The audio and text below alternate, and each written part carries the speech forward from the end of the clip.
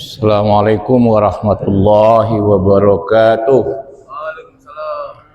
Alhamdulillahirabbil alamin. Asyhadu an la ilaha illallah wahdahu la syarikalah wa asyhadu anna Muhammadan abduhu wa rasuluhu la nabiyya ba'dah.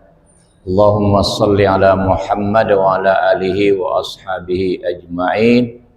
La haula wa la quwwata illa billahil aliyyil azim. Hasbi Allah wa ni'mal wakil, ni'mal maula wa ni'mal nasir, amma ba'd. Bapak-bapak, ibu-ibu, hadirin hadirat, saudaraku seiman rahimakumullah. Alhamdulillah kita bersyukur kehadirat Allah sampai saat ini kita masih bisa mempertahankan keimanan dan keislaman kita. Dua nikmat Allah yang tidak bisa dinilai dengan materi, dengan harta. Mudah-mudahan ini bisa kita wariskan kepada keturunan kita, dan dengan iman dan Islam inilah nanti kita bertemu dengan Muhammad sallallahu alaihi wasallam di mahsyar, dan mudah-mudahan kita termasuk orang yang dibanggakan beliau nanti di sana. Amin ya rabbal alamin. Angsikodil. Tak boleh situ dosiku. Kemudian mari kita memanfaatkan sisa umur yang tinggal sedikit lagi hidup di dunia ini. Saya di mana-mana kalau wirid ini saya ulang ini. Untuk diri saya dulu pertama. Silakan buka surat Al-Anbiya ayat 1. Iqtaraba lin-nasi hisabuhum wa hum fi ghaflatin mu'ridun. Allah mengingatkan kepada umat Muhammad sallallahu alaihi wasallam, masa berhisab manusia sudah dekat. Qarib. Sedangkan mereka masih juga dilalaikan oleh dunia dan membelakangi akhirat. Al-Anbiya ayat 1 kalau tidak salah. Jadi masa berhisab manusia maksudnya umat Muhammad SAW itu sudah dekat. Artinya apa? Mati sudah dekat.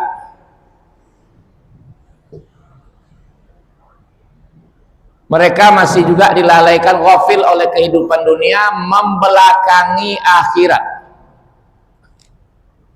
Jadi kalau begitu kita tinggalkan dunianya. Wa bataghi fi ma ataqallahu darul akhir wa la tansa nasibaka minad dunya wa ahsin kama ahsanallahu ilaik. Ya, al-ayah. Seluruh yang dipinjamkan Allah kepada engkau. Kalau kita tafsirkan ayat ini dengan akhir Baqarah, tapi kalau diterjemah seluruh yang diberikan Allah kepadamu. Nah, kalau saya matikan dipinjam. Kenapa? Karena di Al-Baqarah dijelaskan lillahi ma fis samawati wa ma fil ard. Kepunyaan Allah apa yang ada di langit dan di bumi. Jadi ini pinjaman aja semua nih. Jadi seluruh yang dipinjamkan Allah kepada kalian, pada engkau, kata Allah, gunakan itu untuk mencari. Nah, saya mengartikan ini kebahagiaan dan kesejahteraan kampung akhir. Jadi darul akhir, jadi kampung akhir. Nah, akhir dari dunia adalah apa? Akhir dari dunia kubur. Akhir dari kubur mahsyar. Akhir dari mahsyar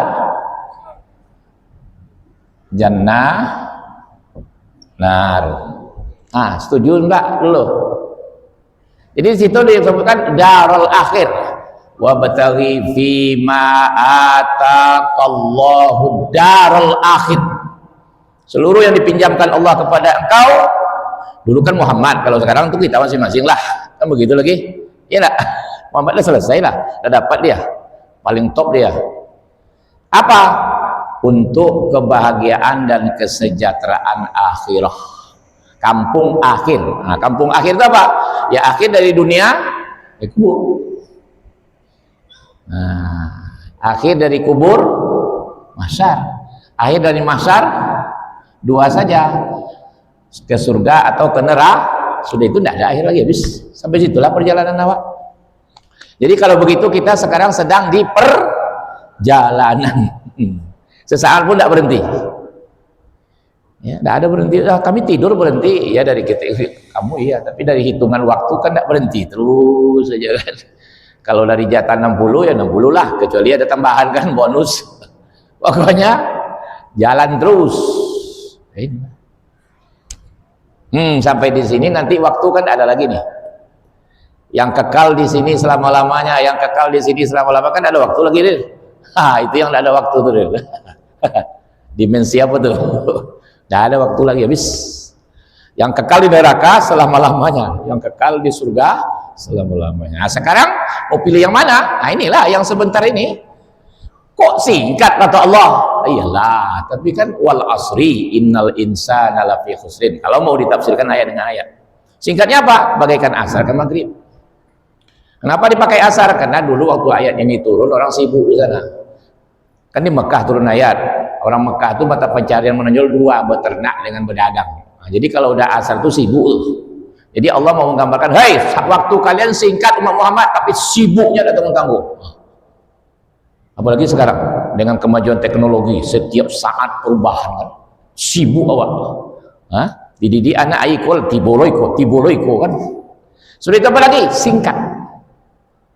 Asar ke maghrib singkat. Oh, tidak jelas betul nih. Aku dan jalewana. Kata Nabi, umur umatku nanti antara 60 sampai 70 tahun sedikit yang lebih. Tidak jauh itu. Hadis ini kata orang ahli hadis sahih. Dan beliau buktikan dengan dirinya sendiri 63 tahun beliau udah berangkat ke alam sana. Jadi sisa umur yang tinggal sedikit ini mari kita manfaatkan untuk meraih kebahagiaan dan kesejahteraan akhir. Paling tidak ini akhir ini. Sebetulnya di sini kan ada akhir-akhir nanti ini. Kalau dikaji hikmahnya nanti ada akhir-akhir tuh. Akhir dari bayi, awal dari anak-anak, akhir dari anak-anak, awal dari remaja, akhir dari remaja, awal dari dewasa, akhir dari dewasa, awal dari tua, akhir dari tua, awal dari hebat ayat tuh, subhanallah. Kenapa dipakainya akhir? Real. Kenapa tidak dipakai kiamat di situ? Zalzalah, waqi'ah, tapi akhir. Hebat kali itu. Tulis tuh, Bung. Kita jadikan buku nanti insyaallah. Ya. Nah, malam ini satu di antara bekal yang paling bagus untuk hidup di dunia ini adalah berilmu. Jadi kalau begitu menuntut ilmu sama wajibnya dengan sholat. Malah pula dalilnya. Tapi tolabul ilmi faridatun. Sholat kan fardu. Jadi menuntut ilmu sama wajibnya dengan sholat. Jadi kalau meninggalkan ilmu sama dengan meninggalkan sholat. Rugi, sengsara. Itu logika sederhananya begitu tuh. Saya tinggalkan sholat. Gimana? Besar tidak dosanya? Saya tidak mau menuntut ilmu ya. Nah, kita umat Islam kan sebab mundur sekarang kan itu diantaranya. Banyak KTP Islam tapi tidak berilmu tentang Islam. Kalau filsafat dalam kapalo, tapi kalau ilmu Islam dua kapalo. Coba tengok berapa banyak profesor doktor tidak pandai sholat. Profesor doktor amat Jerman, Jepang. Tengok sholat ya untuk cetuk ayam kadang. Kadang-kadang ayah bangga loh, anak itu tempat Jerman. Orang Muhammadiyah tidak perlu pakai bangga untuk itu, tidak. Tapi kalau mantap sholatnya baru ambillah yang dokter pertanian, peternakan, apa-apa ambillah. Tapi mantap rukun Islam itu, enggak rukun iman itu. Itu orang ciri orang Muhammadiyah kan waktu itu tuh. Betul enggak Pak Ji? Coba lah tengok, enggak percaya sekarang. Tamat Jepang, tamat Jerman, tamat Korea macam-macam. Tapi kita tengok keislamannya tentang sholatnya, aduh, cara wudhunya, sambil wudhu pun bercito kadang. Apa yang betangnya? Ini dokter. Ini yang paling menyedihkan kita, Pak. Ya.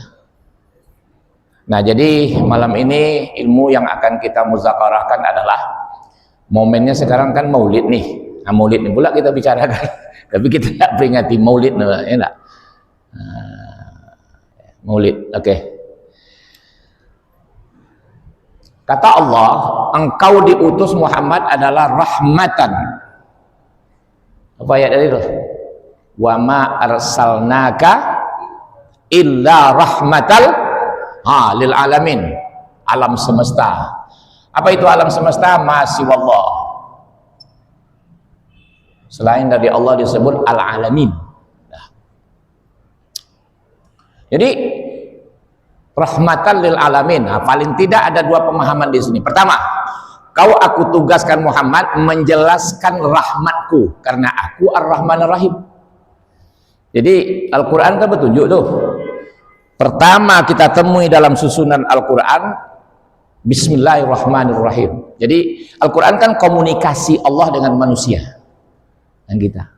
Jadi pertama dia memperkenalkan dirinya, pertama disebutnya ismuzatnya dulu. Saya punya nama saya Allah. Itu ismuzat kata orang ahli ilmu kalam, ahli akidah. Makanya satu-satunya al-asma'ul husna yang tidak diterjemahkan adalah Allah. Selain dari itu kan ada terjemahnya. Allah tidak ada terjemah. Tapi antik. Ketika dipreteli, kembali ke dia aja semua. Udah pernah kan? Tidak perlu lagi diurai. Perlu lagi Pak Ji? Udah pernah dengar enggak ketika dicerai-ceraikan Allah itu kembali ke dia semua? Hah? Udah tahu semua? Angku seorangnya yang lain lah tahu loh. Apa lah tahu? Perlu ulang lagi? Oke, kita ulang. Ya apa lagi? Kaji diulang kan elok. Allah. Nah, kenapa tidak diterjemahkan? Kemudian siapa yang beri nama ini? Yang memberi nama Allah ini siapa dia? Dia sendiri. Innani anallah la ilaha illa. Nah itu diantara dalilnya bahasa Arabnya gitu. Yang kan Musa mengejek, tapi bahasa Arabnya dibuat Allah itu. Innani anallah. Hai Musa, aku adalah Allah. Sungguh aku adalah Allah. Tidak ada ilah kecuali aku. Oke? Jangan kecil Muhammad manggil nama Allah. Allah yang ngasih nama dia sendiri. Aku bahaya, aku kajilah tinggi-tinggi gini Pak Haji. Oke? Sekarang kita coba ini menurut para ahli ini. Jangan tanya lu hadis kadang aduh hadis enggak. Iko ahli ulama bidang akidah, bidang tafsir. Kita buang hamzahnya dulu. Ya. Kalau berbaris kan hamzah, kalau enggak berbaris baru alif namanya. Tapi kalau kita baca Allah berarti hamzah, kan begitu kan? Ada dulu Profesor Ilyas Muhammad Ali, pendiri IAIN. Itu kalau bahasa Arab kami, teliti sekali itu. Teliti sekali. Kalau salah cium dinding. Buang ini tinggal lillah. Ada enggak di Al-Quran? Lillahi ma. Ya juga. Sekarang kita buang lam pertama. Lahu ma pis. Kan ada Al-Quran semua itu enggak? Sekarang kita buang pula lam ini. Tinggal hu, kesingkatan dari hu. Kalau berhenti dibaca hu, kalau diteruskan huwa. Allahu la ilaha illa hu. Tapi kalau diteruskan Allahu la ilaha illa huwa ataupun iyyahu ada nanti. Ada namun untuk itu preteli lah. Tak kayaknya Muhammad aja dipreteli tak kayaknya wali ada. Dal, dal. Ada dalil dal. Paham tak maksud saya? Itu hebat. Maka disebut ismuzzat. Nama zat Allah itu ya Allah. Nah, kemudian diikutinya dengan dua nama. Kenapa Ar-Rahman Ar-Rahim? Ar-Rahman Ar-Rahim. Ini. Akar kata Rahman Ar-Rahim adalah rahmat. Gitu. Pak Haji pengasih penyayang, tidak ada orang yang tahu. Istri Pak Haji pun tidak tahu. Baru tahu ketika Pak Haji membelainya, mengasihinya harta macam-macam. Barulah tahu bahwa Pak Haji pengasih penyayang. Paham nggak? Rahman Rahim itu zat Allah, nggak ada yang tahu kecuali Dia. Gimana mengetahui bahwa Dia pengasih penyayang? Dia ciptakan rahmat. Nah, paham nggak maksud saya nih? Untuk sementara setuju nggak nih? Dia ciptakan rahmat, nanti Dia kasih, kan begitu. Ampunannya ya rahmatnya itu. Iya nak? Kak, diampuninya dosa, rahmatnya itu ampunan. Rahmat. Oke? Jadi Allah itu apa? Rahman Rahim. Artinya Artinya apa? Dia punya rahmat. Jadi Muhammad SAW diutus apa? Kau jelaskan rahmatku. Maka Nabi jelaskan. Lillahi ta'ala mi'ata rahmah. Ini tugasnya. Tugas engkau menjelaskan. Engkau diutus untuk rahmat alam semesta. Pertama jelaskan dulu bahwa aku pengasih penyayang dan aku punya rahmat. Maka Nabi sudah jelaskan. Sungguh Allah punya 100 rahmat. Anzala minha rahmatan wahidah. Dari yang 100 diturunkan 1. Bainal jinni wal insi wal bahaim wal hawami fabiha yata'atafuna wa biha yatarhamuna wa biha ta'tiful wasyu ala waladiha wa akharallahu ta'ala 99 rahmah yarhamu biha ibadahu yaumal qiyamah. Ke dunia diberikan 1 untuk dinikmati jin, manusia dan binatang. Dengan itulah mereka berkasih sayang, atau kalau mau diglobalkan merasakan bahagia dan sejahtera, begitulah ya. Sedangkan yang 99 ditakhirkan, ditangguhkan, belum diberikan kepada siapapun, nanti akan diberikan di hari kiamah. Kepada siapa? Ibadahu, hamba-hambanya.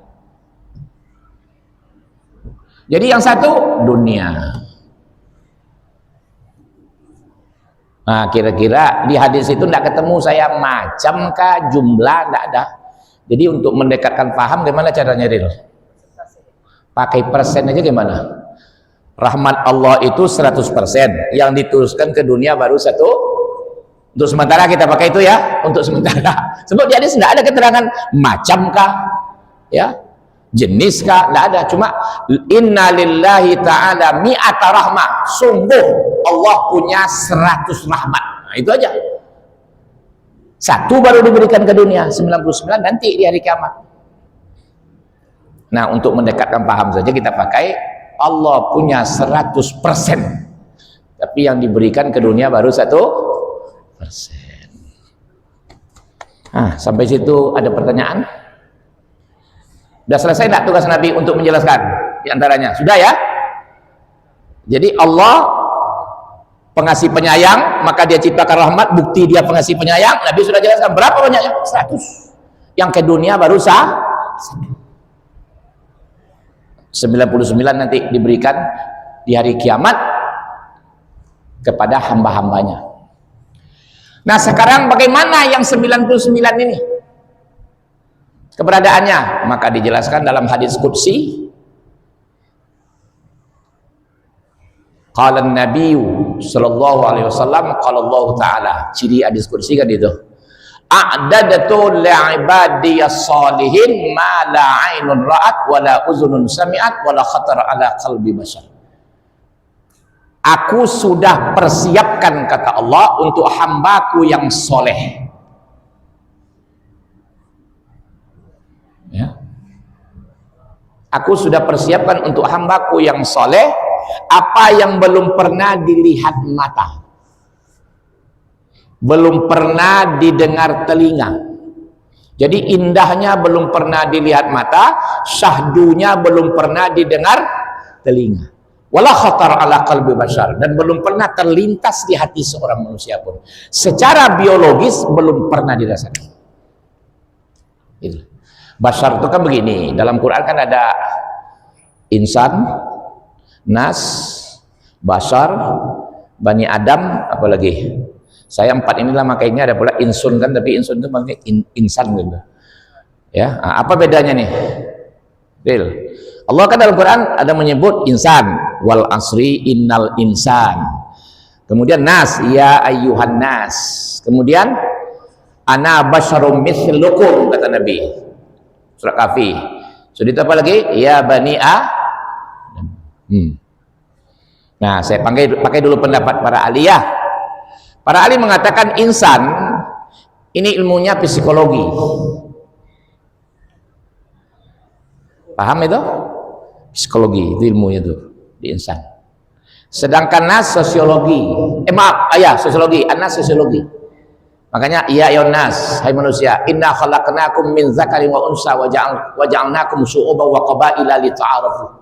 Hai manusia, kami ciptakan engkau dari seorang laki-laki dan seorang perempuan, Adam Hawa, kemudian kami jadikan kalian syu'uban wa qabailah.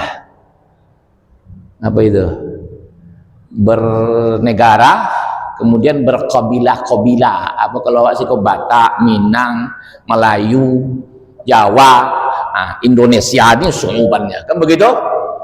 Nah, itu kan sosiologi itu. Sedangkan basar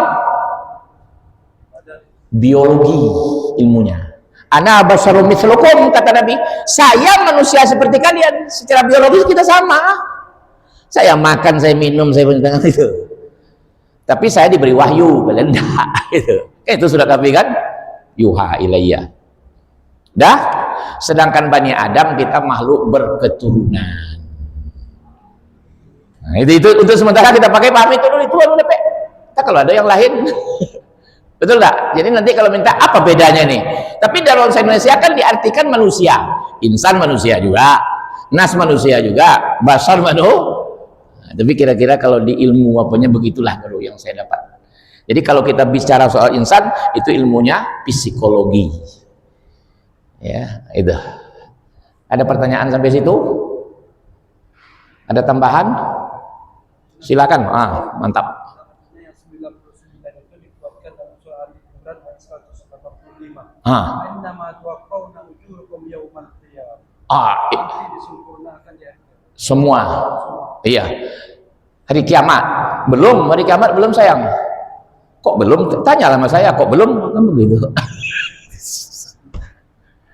Oke. Oke, saya lanjutkan dulu. Kata yang 1% ini seluruh umat makhluk ya? Nanti saya uraikan apa beda Rahman Rahim, dikaji Rahman Rahim itu dia. Apa beda Rahman Rahim? Makanya nanti Rahman itu ada pemfasir mengartikan untuk di dunia semua dapat. Jadi rahmannya Allah adalah rahmatnya di dunia semua dapat, mau kafir mau mukmin siapa mau dapat. Tapi rahim khusus untuk mukmin nanti setelah dunia. Itu satu pendapat. Yang kedua pendapat lain, rahman itu bersifat sejahtera, rahim bersifat bahagia. Nanti dia banyak gitu. Udah. Rahman itu melimpah. Jadi rahman Allah itu rahmatnya melimpah. Sedangkan rahim tak terputus. Karena ada yang melimpah tapi terputus. Sungai Siak kan pernah melimpah tapi suri balik. Kalau rahmat Allah enggak. Rahmannya melimpah, rahimnya tak akan pernah terputus rahmatnya itu. Itu. Paham kan maksudnya? Nah, nanti itu. Ini dulu.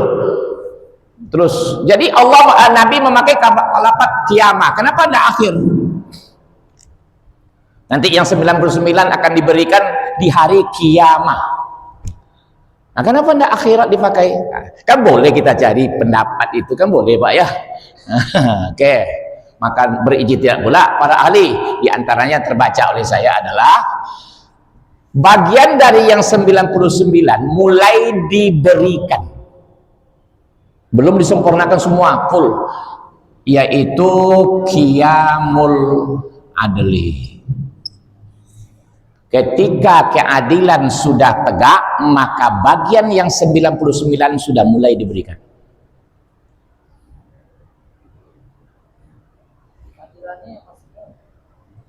Keadilan, adil, ada keadilan. Apabila tegak keadilan, itu bidang hukum, bidang apa itu biasanya? Nah, jadi kalau sudah tegak keadilan 100% baru diberikan. Nah sekarang pertanyaan, di dunia ada nggak 100% tegak keadilan? Enggak. Di mana tegaknya keadilan 100%? Hah? Coba main-main. Kapan Ibu? Udah? Dikubur sudah tegak keadilan 100% belum? Dikubur di alam barzah besok sudah tegakkah keadilan 100% belum? Aku ragu kok. Kamu ragu loh dek kok. Berarti ada membawa ame mati besok kok untuk menyogok muka nangkir.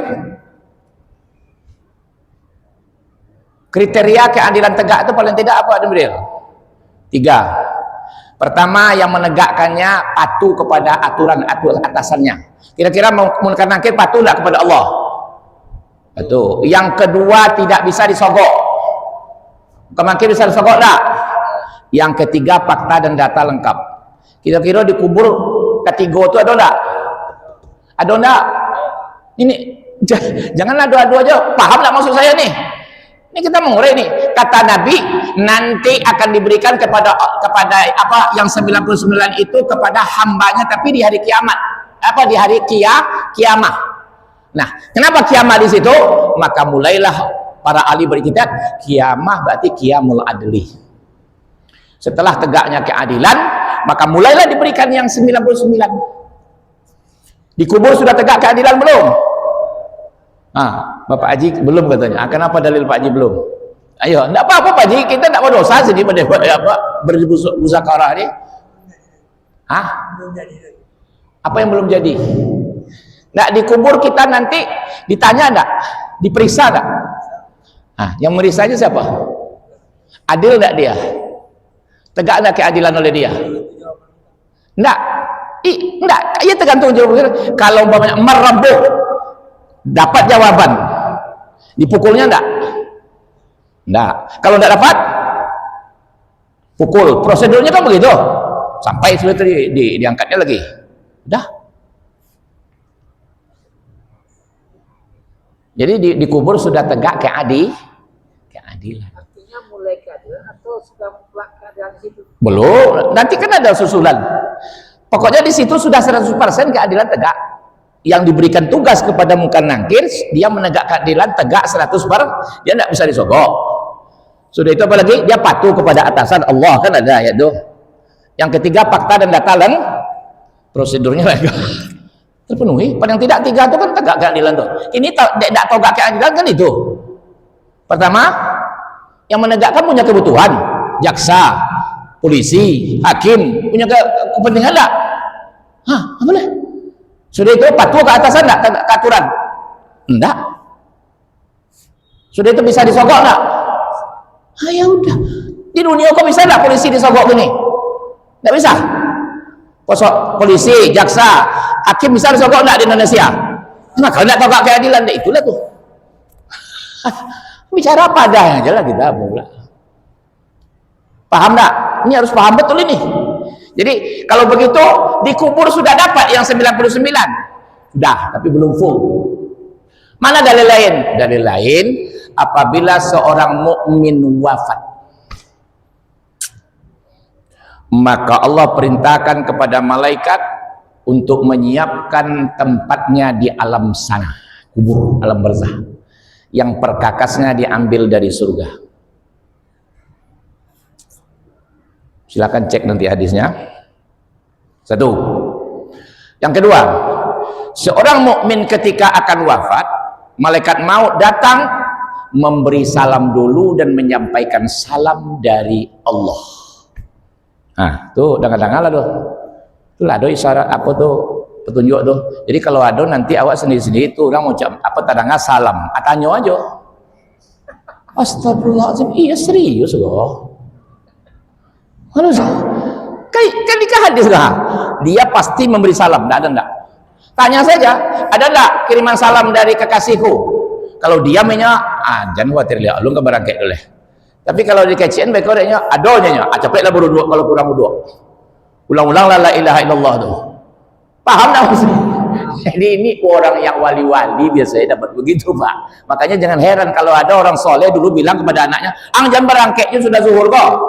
Lacoknya datang, bekonya datang balik tuh. Di anak kok orang modern tidak percaya. Pak Ijo, anda lama sudah itu sudah zuhur, ibu telepon leh. Pulang nganya, ya lah berangkatnya.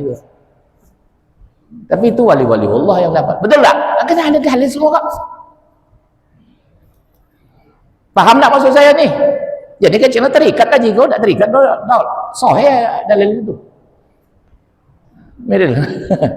Udah ya? Sudah dia ngasih salam langsung bekerja? Enggak. Makanya di dalam ayat itu dikatakan innalladzina qalu rabbunallah tsumma istaqamu tatanazzalu alaihimul malaikah alla takhafu wa la tahzanu wa abshiru bil jannati allati kuntum tu'adun.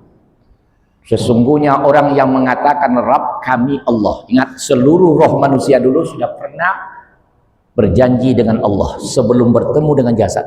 Alastu bi rabbikum qalu bala syahidna bi rabbikum. Itu makanya nanti disusul oleh hadis man qala raditu billahi rabbah wa bil islami dinah wa bi muhammadin rasulan wajabat lahul jannah.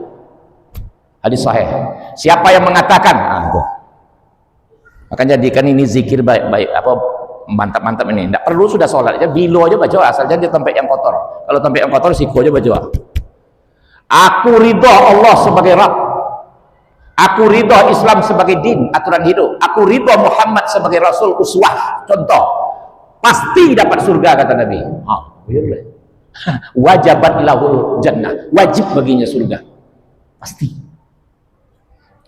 Jadi situ kan jamak malaikah, orang yang mengatakan Rabb kami Allah, kemudian istiqamah dia, kokoh, tidak goyah, mau miskin, mau kaya, mau hebat, mau apa, enggak, mau diazab, mau apa, tetap Allah, ahad, kata Bilal, kan begitu kira-kira, maka pasti turun kepadanya beberapa malaikat.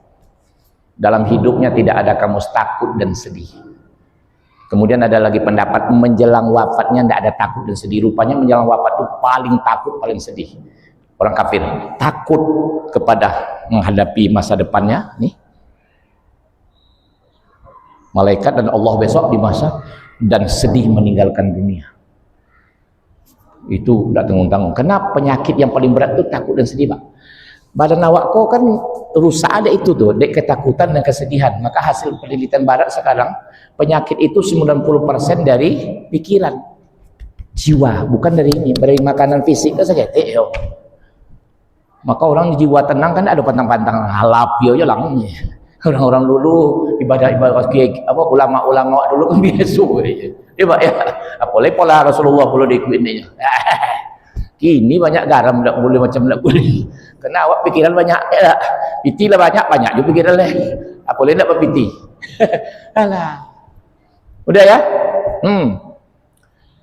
Maka yang mendampingi malaikat maut ada beberapa malaikat. Apa tugasnya ini? Tugas malaikat yang lain nih. Dia menayangkan kepada si fulan atau fulanah yang mukmin ini ya. Ya ayyuhalladzina amanu taqullaha haqqa tuqatih wa la tamutunna illa wa antum muslimun. Hai orang beriman, mantapkan takwa kamu terus dan jangan mati kecuali muslim. Kalau iman mantap, Islamnya mantap, bekal takwa sudah banyak, wa tazawwadu fa inna khairaz zadi taqwa, pasti ya ayyatuhan nafsul mutmainnah irji'i ila rabbiki radiyatan mardiyah fadkhuli fi ibadi wadkhuli jannati. Hai jiwa yang tenang. Nah, itulah orang mukmin tadi itu. Kembalilah kepada Rabbmu, innalillahi wa inna ilaihi raji'un. Dalam keadaan bagaimana? Allah ridho kepadamu, kamu ridho kepadanya. Masuklah ke dalam surgaku dan berkumpullah dengan hamba-hambaku, masuklah ke surgaku, ke iliyin. Nah, ini ditayangkan.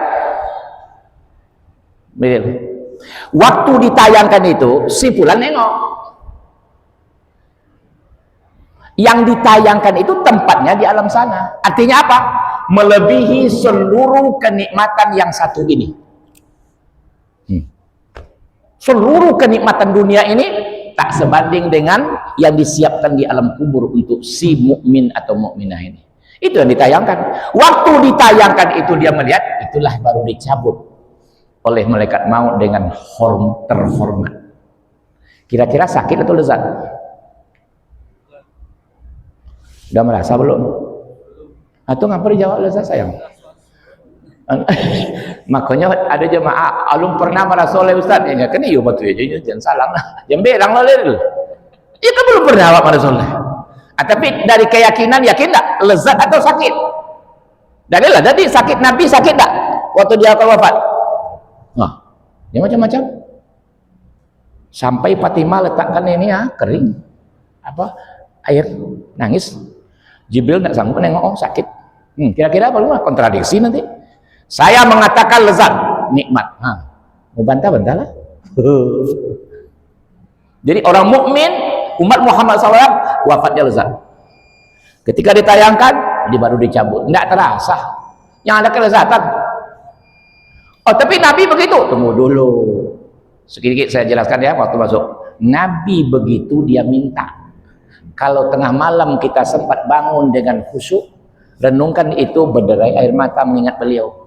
Karena terakhir beliau minta, kalau ini sakit yang paling ringan untuk mati, maka berikanlah kepada saya sakit umatku semua. Itu yung. Nak mati ingat juga awak, dan awak dia ingat ini. Itu persoalannya. Tapi permintaannya dikabulkan. Umatmu istimewa Muhammad. Baru dia rela berangkat. Kalau enggak rela, yung. Oke? Jadi lezat. Mana dalilnya? Nah, ini dalilnya. Semua kita percaya enggak ada Nabi Yusuf? Cerita Nabi Yusuf, Zoleha dan perempuan-perempuan sosialita semasa itu, ibu-ibu jet set, percaya enggak kita? Oke, coba tengok.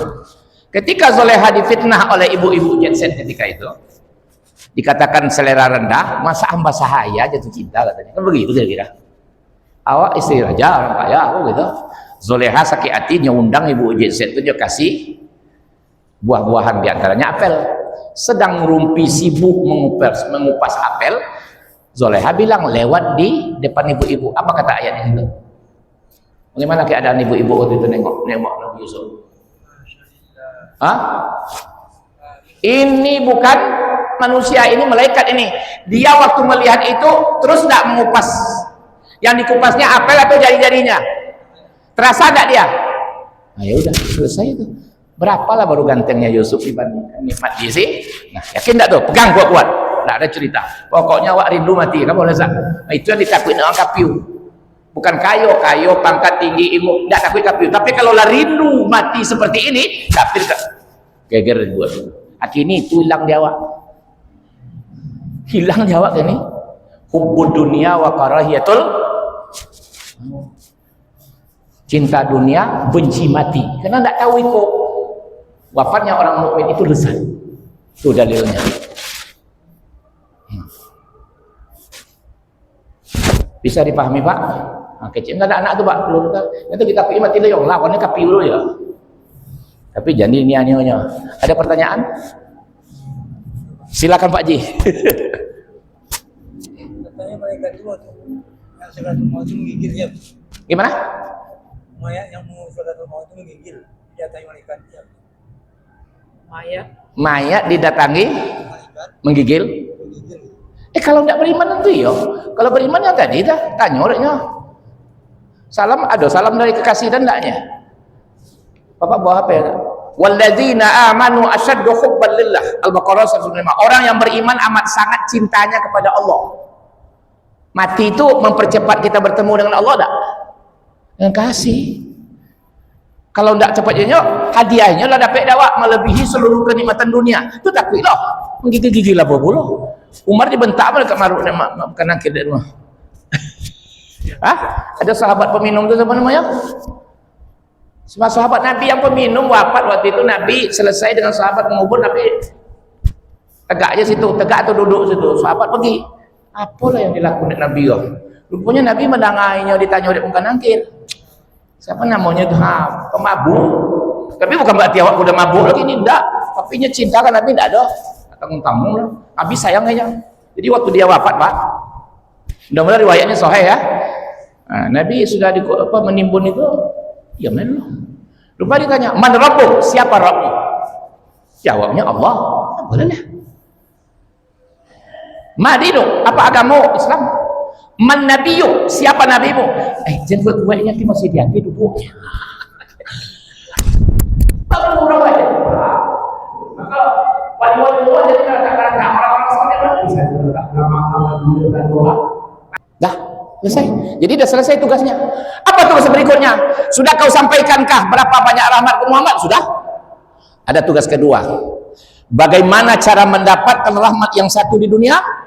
sebanyak-banyaknya, dan bagaimana caranya mendapat rahmat yang 99. Itu tugasmu tuh. Maka datang ayat laqad kana lakum fi rasulillahi uswatun hasanah liman kana yarjullaha wal yawmal akhir wa dzakarallaha katsira.